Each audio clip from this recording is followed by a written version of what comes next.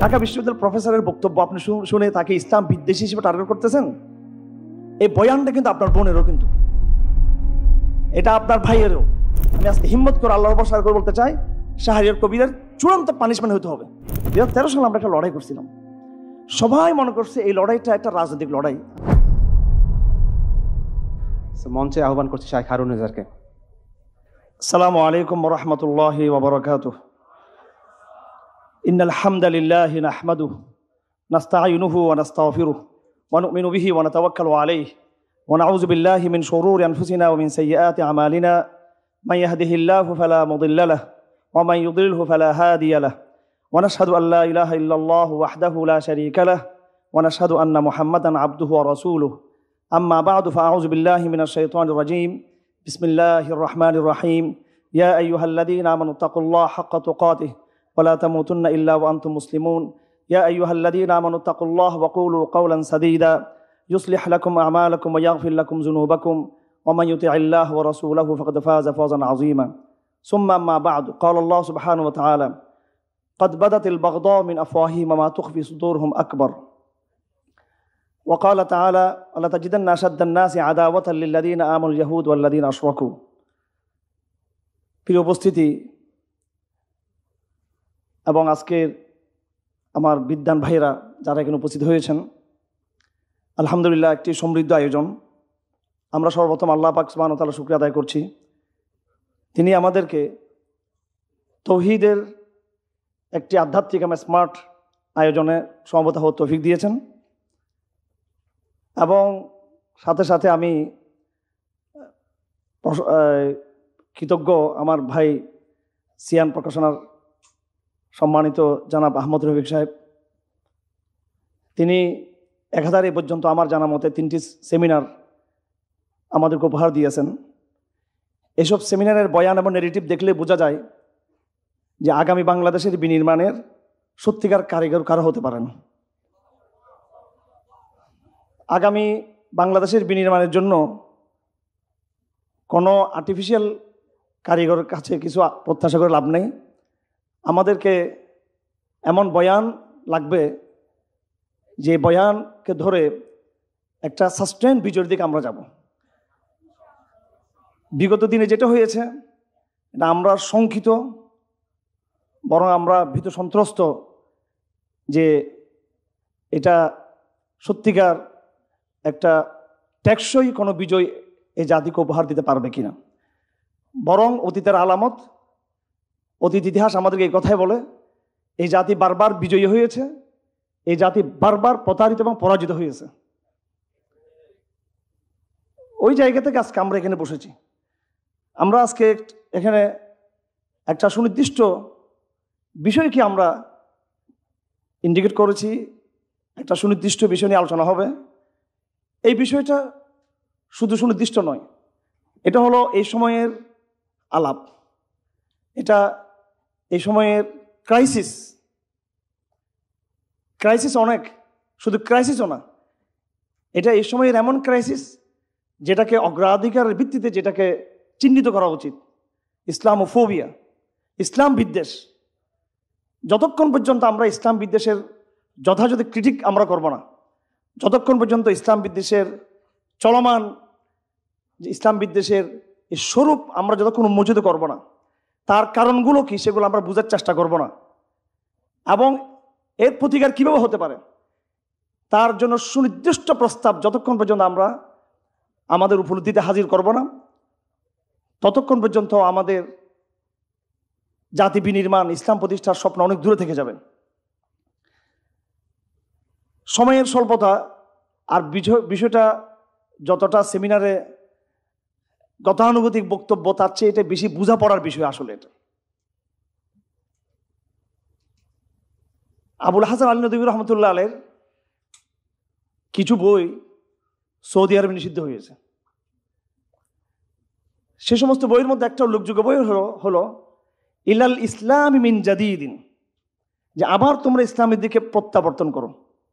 এবং ওই বইয়ের মধ্যে, যদি এই বইটা আমার পড়া হয়েছিল আজ থেকে কমপক্ষে 30 বছর আগে, কমপক্ষে 30 বছর আগে, তো এই বইয়ের একটা চ্যাপ্টার হচ্ছে রিদ্দাতুন ওয়ালা আবা বাকরিন লাহা। আপনারা অনেকে জানেন, অবশ্যই জানেন আপনারা অনেকে, সবাই এখানে শিক্ষিত। বর্তমানে ইসলাম বিদ্বেষের যে এক্সপ্রেশনগুলো আমাদের সামনে আছে, ইসলাম বিদ্বেষের যে চতুর্দিকের যে হাতছানি, চতুর্দিকের যে বিকাশ প্রকাশগুলো আমরা দেখতে পাচ্ছি, সকলে জানা আছে কি হচ্ছে ঢাকা বিশ্ববিদ্যালয়ে, কি হচ্ছে শিক্ষা মন্ত্রণালয়ে, কি হচ্ছে আমাদের সাংস্কৃতিক জগতে। যারা নিজেদেরকে সুশীল মনে করে তারা কি বলতেছেন, কি করতেছেন, সব কিছু আপনাদের রেকর্ডে আছে। এগুলো একটা একটা করে যদি আমরা উপস্থাপন করি, শুধু সেমিনার পুরো সময়টা এখানে চলে যাবে। ইসলাম বিদ্বেষের এক একটা নমুনা। এখন এটা হচ্ছে কি জন্য, এই ইসলাম বিদ্বেষের এত স্পর্ধা, এত সাহস, এটা কোত্থেকে আসলো?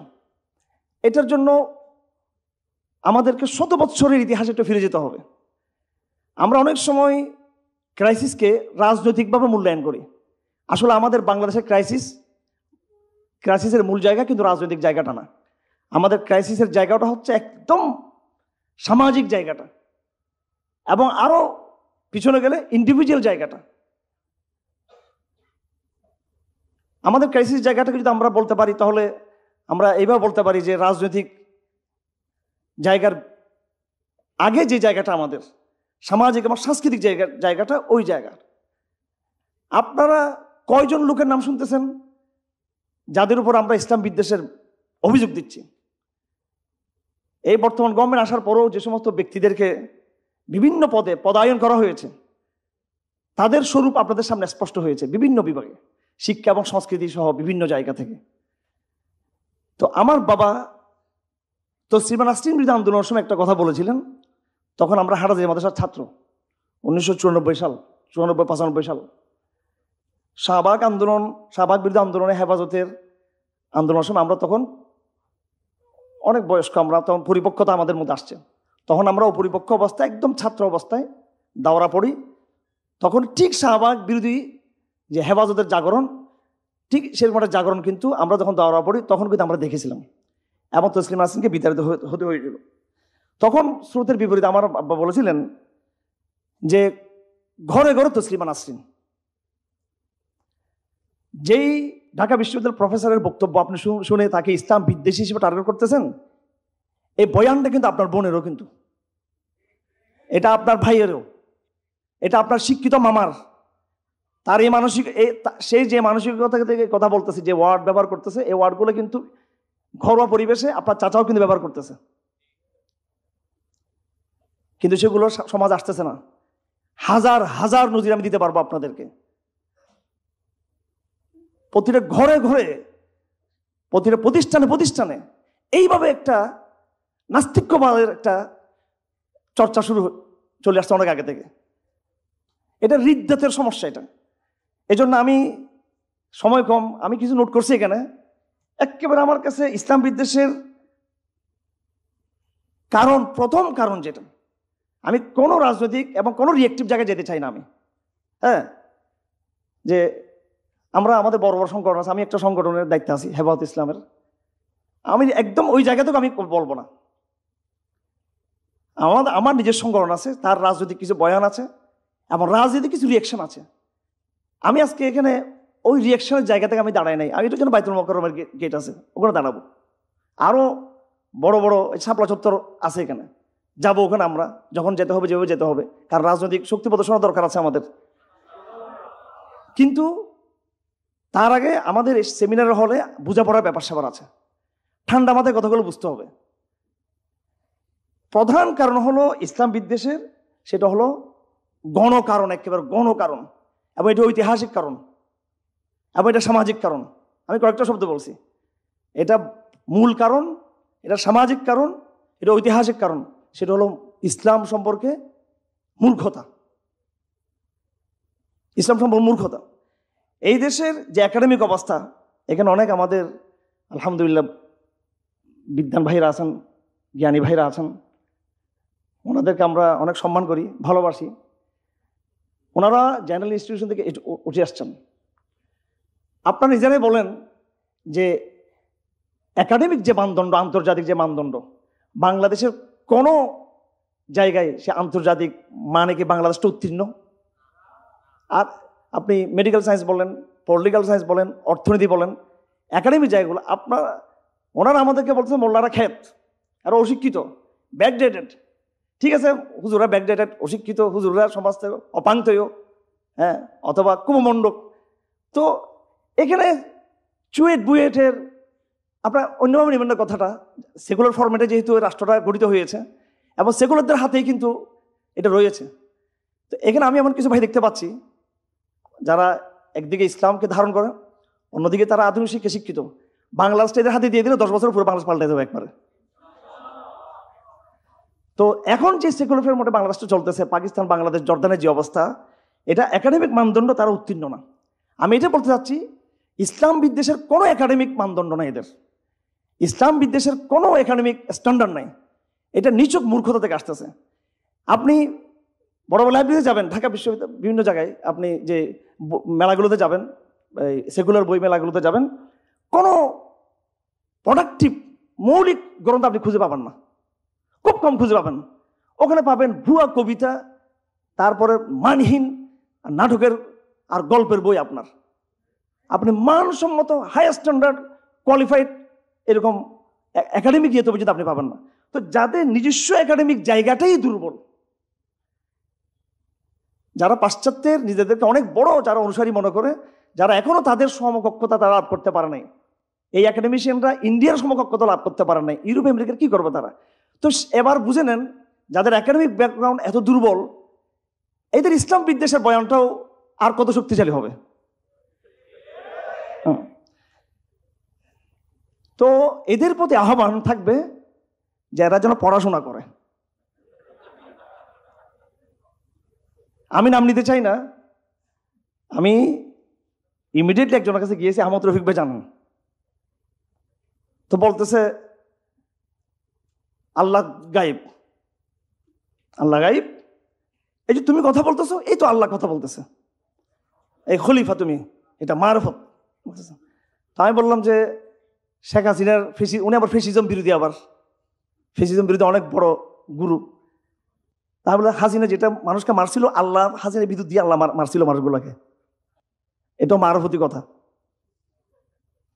হ্যাঁ, উনি কিন্তু তৎক্ষণাৎ স্তব্ধ হয়ে গেছেন বলার পরে। আমি দুঃখের সাথে বলতে চাই যে এটা আসলে একটা গ্যাপ আছে ওনাদের ইসলাম বিদ্বেষের জায়গাটা, সেটা হচ্ছে পড়াশোনার জায়গাটা। একাডেমিশিয়ানদের পড়াশোনা করতে হবে। আর আমাদের যারা সামাজিক, আমাদের ভাই বোনরা আছেন সামাজিকভাবে যারা আমাদের, এরা হচ্ছে অজ্ঞতার জায়গা থেকে এবং একটা ট্রেডিশনাল জায়গা থেকে তারা এটা করে আসতেছেন। এজন্য এই রোগটাতে আমরা চিহ্নিত করতে পারি কিভাবে মূর্খতা থেকে দূর করা যায়।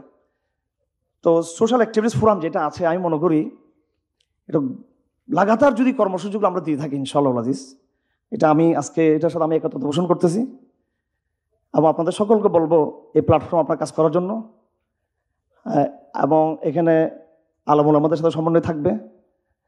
একটা হাদিস আপনার সবসময় মনে রাখবেন, খিয়ারকুম ফিল জাহিলিয়া খিয়ারকুম ফিল ইসলাম ইজা ফাকুহু। জাহিলিয়ার জমানায় যারা এলিট ছিল, জাহিলিয়ার জমানায় যারা মেধাবী ছিল, জাহিলিয়ার জমানায় যারা সমাজের নেতৃত্ব যারা হাতে ছিল, দ্বীনের বুঝ যখন আসবে তারাই কিন্তু দ্বীন এসে আবার সে নেতৃত্ব তারাই কিন্তু দিবে। ইসলামে যারা এসেছিলেন, হযরত ওমর, হযরত আলী, হযরত আবু বকর, উসমান, সাদ এবং সাদ বিন মুআজ, আনসারীদের মধ্যে বলি, মুহাজিরদের মধ্যে বলি, জাহিলিয়ার মধ্যে যারা লিডারশিপের জায়গায় ছিলেন, চিন্তার জায়গা ছিলেন, মেধার জায়গা ছিলেন, ওরাই কিন্তু ইসলামের বুঝ নিয়ে তারাই কিন্তু সেই ইসলামকে তারা নেতৃত্ব দিয়েছেন। এখানে আপনারা যারা আছেন আমার প্রিয় অডিয়েন্স, এখানে অনেক অধিকাংশ এখানে শিক্ষিত যারা আধুনিক ইনস্টিটিউশন আছেন, আপনার এই প্ল্যাটফর্মে যুক্ত হয়ে একটা লড়াই আমরা বাংলাদেশে শুরু করি। সেই লড়াইটা হলো যে মূর্খতাকে দূর করা, অজ্ঞতাকে দূর করা। প্রচুর পড়াশোনার দরকার আছে। কোরআনকে যদি আমরা মনে করি যে এটা একটা গতানুগতিক একটা নেগেটিভ, গতানুগতিক একটা বয়ান, এটা আমাদের শিক্ষিত সমাজের একটা মানসিক রূপ। তো এটা অনেক বড় এজেন্ডা, কীভাবে মূর্খতাকে দূর করা যায়, এটা অনেক বড় ব্যাপার স্যাপার। এটার জন্য আমাদেরকে দুটো লেভেলে কাজ করতে হবে। দেখেন, একজন ঢাকা বিশ্ববিদ্যালয়ের প্রফেসর, সে প্রফেসর হয়ে যে বক্তব্য দিচ্ছেন এবং সামাজিক প্রতিনিধিত্বের জায়গা থেকে, তখন সে মিডিয়াতে আসতেছে। এটা কিন্তু তার পারিবারিক ব্যাকগ্রাউন্ড থেকে কিন্তু হয়ে আসছে, কিন্তু এরকম পারিপার্শ্বিকতা থেকে তৈরি হয়েছে। আমি যে মেসেজটা দিতে চাচ্ছি এখানে আপনাদেরকে, সেটা হলো ইসলাম বিদ্বেষকে আজকে যে আমরা টার্গেট করেছি, এটা মনের দুঃখ থেকে, আমাদের মনের পেন থেকে, যে এইভাবে এই কথাগুলো আসতেছে ইসলামের বিরুদ্ধে। তো এর ক্ষেত্রটা কিন্তু একটা পারিপার্শ্বিক জায়গা থেকে উঠে আসছে। এটা যতক্ষণ আমরা গোড়াতে মেহনত করবো না, আমি এখন ঢাকা বিশ্ববিদ্যালয়ে একটা তর্কে ডাক দিতে পারি যে একদিকে আসিফ আদনান থাকবে, হ্যাঁ, শক্তি ভাই থাকবে, আমরা থাকবো, আরেকদিকে ওদের 3-4 জন থাকবে। এটা কিন্তু হবে উপরি তলার একটা সলিউশন, এবং এটা থেকে অনেক এই সেলিব্রিটিজম এখানে থাকবে, এখানে মানে এটা নিয়ে খুব প্রচার হবে, কিন্তু এটা ক্রাইসিসকে কিন্তু এটা সলিউশন করবে না। এটাও একটা সলিউশন, কিন্তু এটা প্রথম সলিউশন না। প্রথম সলিউশনটা হলো একবার গভীর শিকড় থেকে, সামাজিক জায়গা থেকে। এই জন্য আপনি স্কুলগুলোকে টার্গেট করেন। এই স্কুলগুলোকে স্কুল থাকবে, কিন্তু ইমানের জায়গা থাকতে হবে। এটা কলেজ মাদ্রাসা হবে না, কিন্তু কলেজের তৌহিদের চর্চাকে মৌলিক করতে হবে। বিশ্ববিদ্যালয় থাকবে। আমরা কখনো বলছি না এখন এই নাস্তিকরা, বাংলাদেশের অশিক্ষিত নাস্তিকরা, এরা বলতে চায় যে ঢাকা বিশ্ববিদ্যালয় মাদ্রাসা হয়ে গেছে। মাদ্রাসা কি শব্দ? এটা মাদ্রাসা কি কোরআন শরীফে আছে নাকি শব্দটা?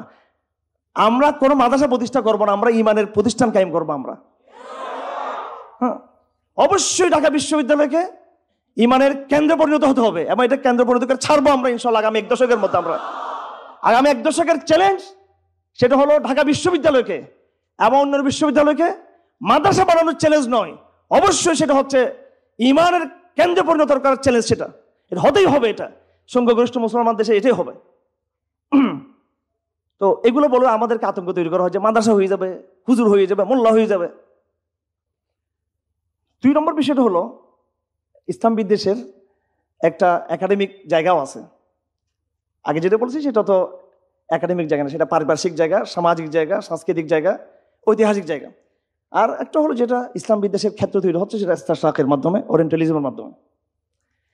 এই লড়াইটা যারা এখানে অডিয়েন্সে আছেন আপনাদের সবাই না, এই লড়াইটা হচ্ছে যারা একটু আপনাদের মধ্যে যারা সিনিয়র পার্সন যারা, তারা ইস্তেশরাকের বিরুদ্ধে, অর্থাৎ ওরিয়েন্টালিজম বা প্রাচ্যবিদ্যার বিরুদ্ধে বাংলাদেশ থেকে যে লড়াইটা করতে হবে। এখানে লেখা আছে শিরোনাম কোথায়, মানে আমাদের ব্যানারটা, অর্থাৎ বাংলাদেশে ইসলাম বিদ্বেষ লেখা আছে। এখানে শুধু ইসলাম বিদ্বেষ বলা হয়নি। শুধু ইসলাম বিদ্বেষ বললে এটা একটা আমরা ওয়ার্ল্ড ওয়াইড ওইটা আলাপ করতাম, যেহেতু এখানে বাংলাদেশকে নির্দিষ্ট করা হয়েছে। বাংলাদেশে ইসলাম বিদ্বেষটা হচ্ছে কি, পাশ্চাত্যের পশ্চিমাদের কপি পেস্ট। ওদের পুরো জীবন ব্যবস্থাই হচ্ছে কপি পেস্ট, ওদের মূল্যবোধ বাহির থেকে আনা। এই দেশের একাডেমির অবস্থা হলো সবকিছু বাহির থেকে নিয়ে আসছে, এটা কলোনিয়াল একটা ব্যবস্থা। তো সুতরাং ইসলাম বিদ্বেষটাও তারা বাহির থেকে নিয়ে আসছে। অর্থনীতি, সমাজবিজ্ঞান, রাষ্ট্রবিজ্ঞান, সেকুলারিজম, জাতীয়তাবাদ, গণতন্ত্র, এটা যেমন ওরা বাইরে থেকে নিয়ে আসছেন, নিজেদের কোনো কিছু নেই, ঠিক ইসলাম বিদ্বেষটাও তারা বাইরে থেকে নিয়ে আসছেন। আমাদেরকে যে কাজ করতে হবে, একদম ইউরোপের মূল জায়গায় তাত্ত্বিক আঘাত করার শক্তি এখন আমাদের বাংলাদেশে ওই রকম মেধাবী লিটারেচার বা মেধাবী ব্যক্তিত্বের অনেক অভাব এবং প্রতিষ্ঠান তো নাই। আমরা যেটা করব যে কোন কোন ইউরোপীয় লেখাগুলো বাংলাদেশে ইস্তেশরাকের মাধ্যমে, ওরিয়েন্টালিজমের মাধ্যমে, প্রাচ্যবিদ্যার মাধ্যমে কি কি বইগুলো আসছে।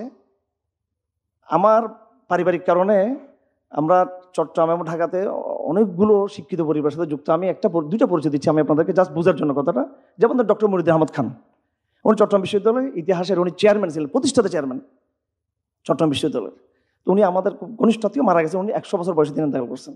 কেমব্রিজের প্রফেসর ডক্টর জামাল নজরুল ইসলাম সাহেব, উনি আমরা যে বাসায় এখন থাকি এটা ওনার বাসা। আসলে এটা আমরা ওনার থেকে সরকার থেকে লিজ নিয়েছি, সরকারের সাথে ওনাদের মামলা চলতেছিল, মাঝখানে সরকার থেকে লিজ নিয়ে হতে জায়গাটা আমাদের হয়ে গেছে। পরে ওনাদের সাথে আমাদের ছিল কিছু, এরপরে মোটামুটি জায়গাটা ওনাদের, একটা বড় অংশ ওনাদের। এরপর ওনাদের পরিবারের সাথে আমাদের একটা প্রথমে ছিল লেনদেনের সম্পর্ক, অর্থাৎ এটা মামলা সম্পর্ক ছিল দুই পক্ষের।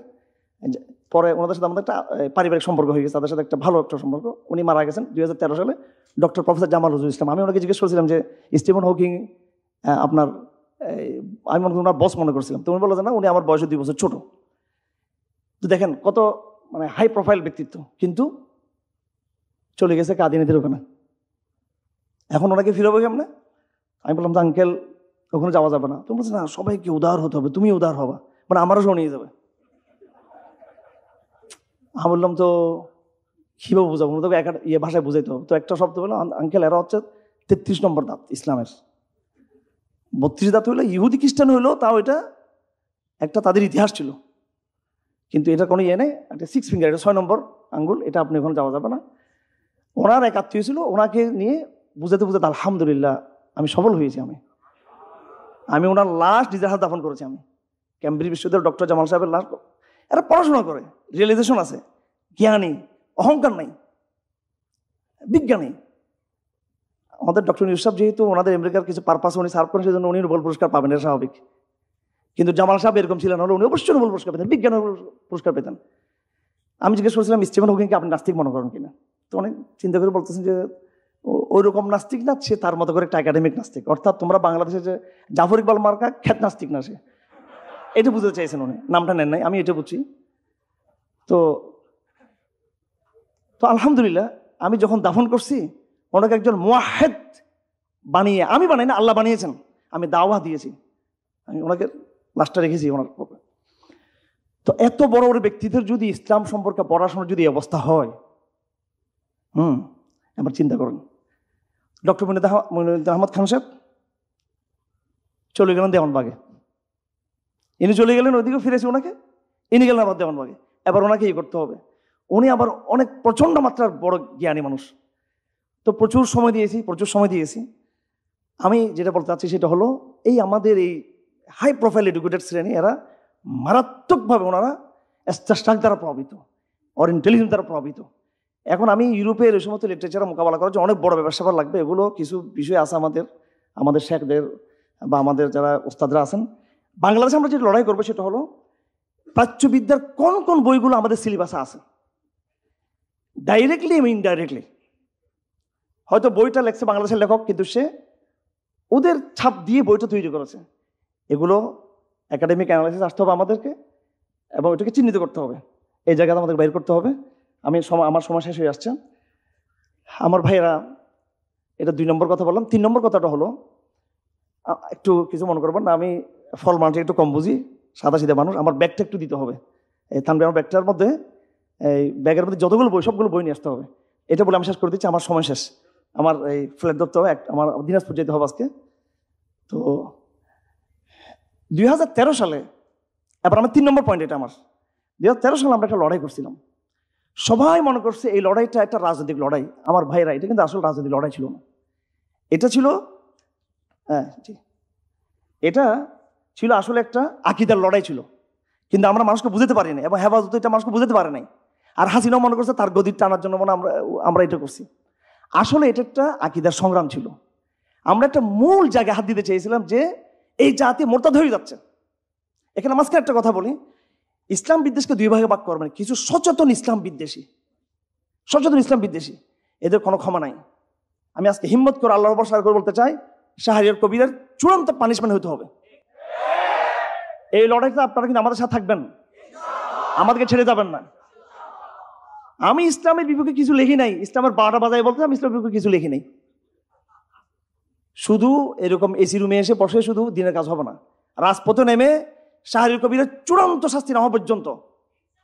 এটা আজকে যত ব্লগার বাংলাদেশে দেখতেছেন সবার পৃষ্ঠপোষক সে, যত নাস্তিক পৃষ্ঠপোষক, এবং সে শুধু একা না, আরো কিছু ঘুরঘুর করতেছে সাপের বাচ্চারা এখানে, সাপের ডিম, সাপের বাচ্চা, এবং বড় বড় অজগর সাপও আছে এখানে।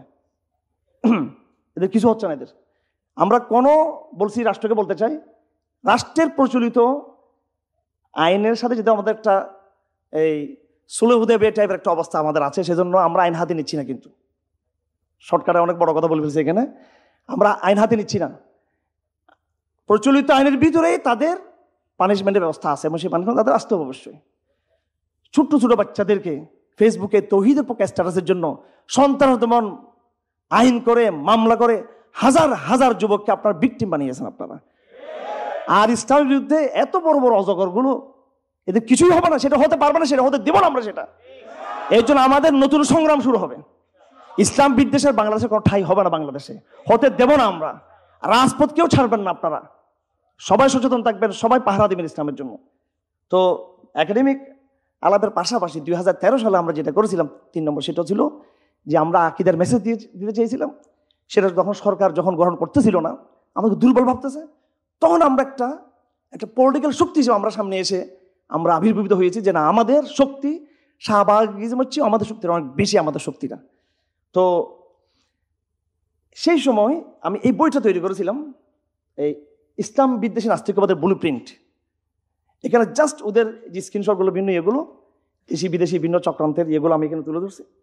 এবং ইসলাম বিদ্বেষের দুটো জায়গা, একটা হলো এই সাংস্কৃতিক জায়গা যেটা শাহবাগিজম বা অন্য এদের মতো জায়গাগুলো। ইসলাম বিদ্বেষের আরেকটা জায়গা যেটা হচ্ছে পলিটিক্যাল জায়গা, সেটা হচ্ছে আওয়ামী লীগ। সেই সময় আমরা দুটো নেগেটিভে তৈরি করছি, যে ইসলাম বিদ্বেষের সাথে আমরা সাংস্কৃতিক লড়াই করব, আবার আওয়ামী লীগের ব্যাপার আমরা, এই বইটার নাম হচ্ছে ভারত আওয়ামী লীগের ইসলাম ও মুসলিম বিদ্বেষের কারণ। এই বইটা আমাদের নিজেদের তৈরি করা বইটা, লুকিয়ে লুকিয়ে বইটা প্রচার করতাম আমার ফাঁসি চাই বইয়ের মতো, ঠিক আছে। আবার এই বইটা ইনশাল্লাহ বাজারে আনা হবে ইনশাল্লাহ। সিয়ানের মালিক আহমদ রফিক সাহস করলে আমি দিব, উনি ওনার মতো সম্পাদনা করে স্বাধীনতা দিল, এই বইটা আনার দরকার। এখানে একেবারে পলিটিক্যাল ইসলাম বিদ্বেষ, এদের ভারত আওয়ামী লীগের যৌথ ইতিহাস, ইসলামের বিরুদ্ধে আমাদের কি কি কারনামাগুলো আছে এখানে। এমন কথা শেষ করে দিয়েছি। 4 নম্বর পয়েন্ট, সেটা হলো এই লড়াইটা অনেক গভীর। ইসলাম বিদ্বেষটা নিছক এটা সাংস্কৃতিক রাজনৈতিক বিষয় না, এটা একটা সামরিক আকারও কিন্তু ধারণ করতে যাইতে পারে আগামী দিনে। এই অঞ্চলে ইসলাম বিদ্বেষের সাথে দুটো শক্তি জড়িত আছে। আমার এই বইটাতে আমি লিখছি এগুলো সরাসরি ইহুদিরা যুক্ত আছে এটা বাংলাদেশের এই ইসলাম বিদ্বেষের কার্যক্রমগুলোর সাথে। ইহুদি অনেক বড় বড় প্রতিষ্ঠান, অনেক এনজিও যুক্ত। এগুলো আমাদের এখানে বিজ্ঞ আলোচকরা ইনশাল্লাহ অনেক চমৎকার করে বলবেন, আমি আশা করি অনেক ভালো করে বলবেন। এরা সরাসরি তারা এটা যুক্ত, এবং ভারত এখানে যুক্ত। ইসলাম বিদ্বেষের যে লড়াইটা আমরা এখানে করতেছি, এই লড়াইয়ের মধ্যে কিন্তু আপনাকে শত্রু মিত্র আপনাকে টার্গেট করতে হবে। আপনাকে এটা শুধু দেশীয় পরিমণ্ডলে যদি আমি এটা মনে করি, এটা সমস্যা, অনেক বড় বিপদ হবে এটা। আমি তো প্রাচ্য বিদ্যার যে কথাটা বলেছিলাম, এটা একাডেমিক জায়গা থেকে, এখন হচ্ছে এটা কূটনৈতিক কনস্পাইরেসি জায়গা থেকে বলতেছি কথাটা। কূটনৈতিক কনস্পাইরেসির মাধ্যমে ভারত সরাসরি বাংলাদেশে ইসলাম বিদ্বেষের বিভিন্ন এই উপাদানগুলোর সাথে ভারত যুক্ত এবং ইসরায়েল যুক্ত। এটা আমি তথ্য নিয়ে আমি বলতেছি কথাটা, ওই পরিমাণ তথ্য আমার কাছে আছে যেটা দ্বারা ভারত সরাসরি যুক্ত। আমরা মনে করি এলজিবিটি বা অন্যান্য এগুলো আমেরিকার প্রজেক্ট।